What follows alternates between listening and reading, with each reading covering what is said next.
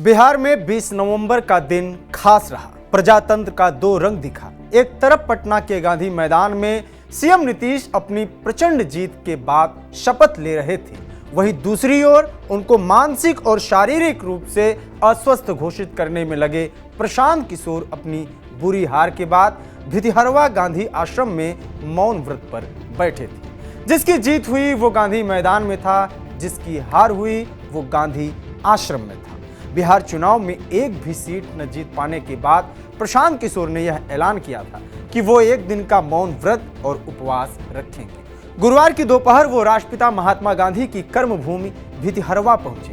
तस्वीरों में आप देख सकते हैं कि वो पार्टी के दूसरे पदाधिकारियों और कुछ प्रत्याशियों के साथ मौन व्रत पर है। ये वही जगह है जहां से 3 साल पहले प्रशांत किशोर ने बिहार में अपने राजनीतिक सफर की शुरुआत की थी। प्रशांत किशोर आज भी वही है, लेकिन तब और अब में फर्क यह है कि आज उनके पास बड़ा संगठन है। बिहार की सभी 243 विधानसभा सीटों में उनकी पार्टी की पहुंच है और लगभग 3.5% मतदाताओं ने इस चुनाव में उन पर भरोसा भी जताया। प्रशांत किशोर खुद कहते हैं कि हम हारे जरूर हैं, लेकिन जीत की ओर कुछ कदम चल चुके हैं। 10 साल और लग सकता है, लेकिन बिहार जीत कर ही मानेंगे। जनसुराज गांधी जी का सिर्फ फोटो लेकर नहीं चलता है, हम लोग उनके विचारों पर चलने का प्रयास करते हैं। और गांधी जी ने कहा है कि जब भी आप कोई नया प्रयास फिर से शुरू करें तो आत्मशुद्धिकरण, सेल्फ प्यूरिफिकेशन बहुत जरूरी है। तो हम लोग फिर से बिहार को सुधारने की जिद में लग गए हैं। तो इसीलिए ये मौन उपवास किया जा रहा है, ताकि उनके कानों तक ये गूंज जाए कि भाई आपने जिस वादा के नाम पर कि भैया हर महिला को 2 लाख रुपए मिलेगा, हर बच्चे को अच्छी शिक्षा मिलेगी, हर जिले में रोजगार होगा, 1 करोड़ लोगों को रोजगार देंगे, उस वादे की गूंज इस मौन व्रत के थ्रू उन तक पहुंचे और वो वादा खिलाफी ना करें। बिहार चुनाव से पहले प्रशांत किशोर ने दावा किया था कि सत्तारूढ़ जदयू 25 से ज्यादा सीट नहीं जीत पाएगी, लेकिन नीतीश कुमार के नेतृत्व वाली पार्टी ने 85 सीटें जीती। इस दावे के बारे में पूछे जाने पर उन्होंने चुनाव से पहले 1.2 करोड़ महिलाओं को दी गई 10,000 रुपए की स्वरोजगार सहायता का जिक्र किया।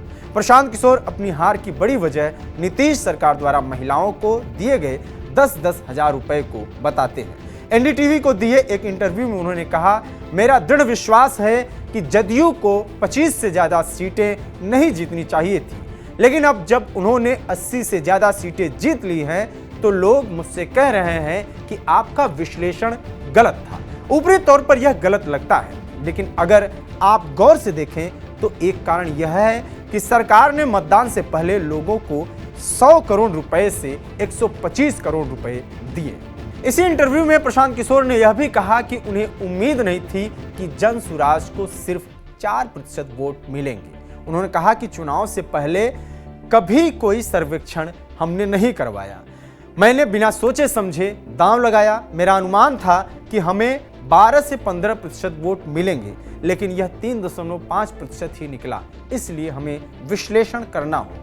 चुनाव से पहले आए तमाम एग्जिट पोल्स में प्रशांत किशोर को 1 से 5 सीटें मिलती दिख रही थी। बहुतों ने 0 सीट भी दिया, लेकिन उससे पहले इस बात की चर्चा भी जोरों पर थी कि 30 से अधिक सीटों पर प्रशांत किशोर अच्छी लड़ाई लड़ेंगे। पीके इससे भी आगे पूरे बिहार में ही अपने अच्छे परफॉर्मेंस को लेकर आश्वस्त नजर आ रहे थे। कई रिपोर्ट्स में यह भी बताया गया कि बिहार के गांव-गांव तक लोगों में उनके मुद्दों, कैंपेनिंग, मैसेजेस की पहुंच थी। लोग चर्चा भी करते थे। उनकी पैदल यात्रा पूरे बिहार में चर्चे का विषय था, लेकिन चुनाव आते आते एनडीए बनाम महागठबंधन का रंग दिखने लगा था।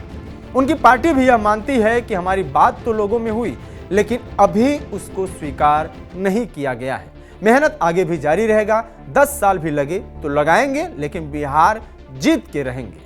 सवाल यह है कि क्या अगले 5 साल बाद भी ये ऊर्जा, इतना धन, इतना सपोर्ट मेंटेन रह पाएगा या नहीं? क्या प्रशांत किशोर बिहार की जाति समीकरण, लालू नीतीश के इर्द गिर्द घूम रही पॉलिटिक्स को तोड़ पाएंगे, या प्रदेश की दूसरी कई पार्टियों की तरह वो भी इनके सामने दब जाएंगे? पीके की पॉलिटिक्स को आप कैसे देखते हैं, कमेंट बॉक्स में जरूर बताएं। ऐसे ही और वीडियोस के लिए सब्सक्राइब करें TV9 बिहार झारखंड। मेरा नाम है अंकित। नमस्कार।